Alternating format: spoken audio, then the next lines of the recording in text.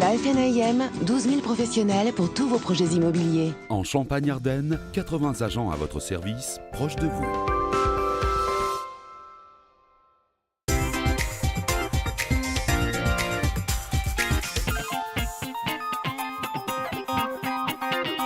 Aujourd'hui, dans la Minute de l'Immobilier, nous allons parler d'un sujet particulier, les transactions agricoles, viticoles et forestières. Nous sommes en compagnie de Gaëtan Bister de Agri-Viti Transactions. Bonjour. Monsieur, bonjour. Les transactions agricoles, viticoles et forestières, cela concerne quel type de biens ?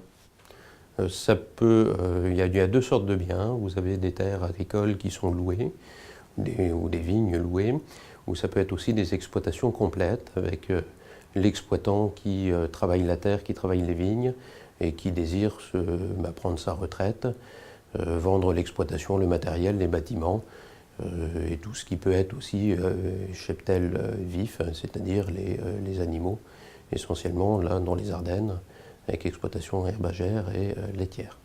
Le vendeur peut être aussi quelqu'un qui a eu un héritage ?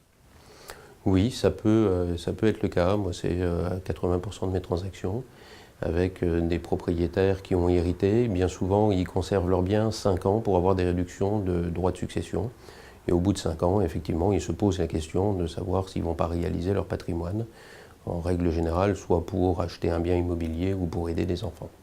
Est-ce que c'est un marché très actif au niveau du nombre de transactions ? Non, c'est un marché qui est relativement confidentiel. Des transactions sur les terres agricoles, je n'ai pas spécialement de référence. Au niveau viticole en Champagne, il y a à peu près 30 ou 40 hectares qui changent de main tous les ans. Et c'est un métier très spécifique ? Oui, très spécifique, et c'est un métier de longue haleine, étant donné qu'une transaction, que ce soit agricole ou viticole, en règle générale, c'est entre 9 mois et 12 mois pour réaliser la transaction. Comment on évalue un bien agricole ou viticole ? Alors l'évaluation d'un bien est toujours compliquée quand on n'a pas tous les détails entre les mains. Ce que j'appelle détail, la première chose, c'est savoir si c'est déjà des biens libres ou des biens loués. Si ce sont des biens loués, il nous faut ce que moi j'appelle la carte d'identité, c'est-à-dire le bail, le locataire qui est le locataire, l'âge du locataire, savoir si on peut les récupérer ou pas. On évalue aussi les biens par rapport à la superficie.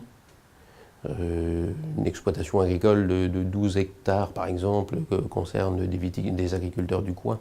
Cela dit, une ferme d'une centaine d'hectares peut intéresser l'Europe entière. Donc ça influence naturellement le prix.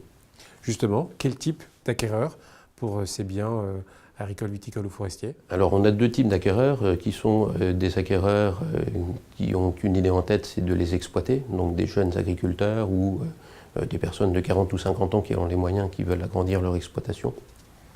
Deuxième type d'acquéreur, on peut avoir de l'investisseur qui désire diversifier son patrimoine. Est-ce que c'est un marché en hausse qui évolue en ce moment ? Alors le marché en ce moment, ça fait 15 ans que je suis dans l'activité, j'ai à peu près le même nombre de dossiers, le même nombre d'hectares, que ce soit en agricole ou en viticole, sur les 15 dernières années. Aujourd'hui, on aurait tendance à dire qu'on a un peu plus de vendeurs, surtout en loué, en tout ce qui est en parcelle libre. Il n'y a pas de grosse évolution parce que les gens font de plus en plus faire en prestation leurs biens agricoles et viticoles. Gaëtan Bister, je vous remercie. Je retiens les 3 points clés de notre conversation, à savoir que la vente d'un bien agricole, viticole ou forestier est quelque chose d'assez rare et que c'est un métier très particulier, que le vendeur est généralement soit une personne qui part à la retraite, mais surtout un héritier d'une exploitation qui a besoin de revendre ce bien.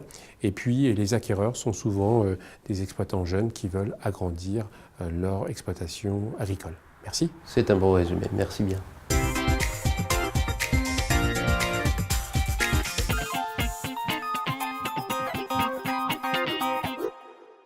La FNAIM, 12 000 professionnels pour tous vos projets immobiliers. En Champagne-Ardenne, 80 agents à votre service, proches de vous.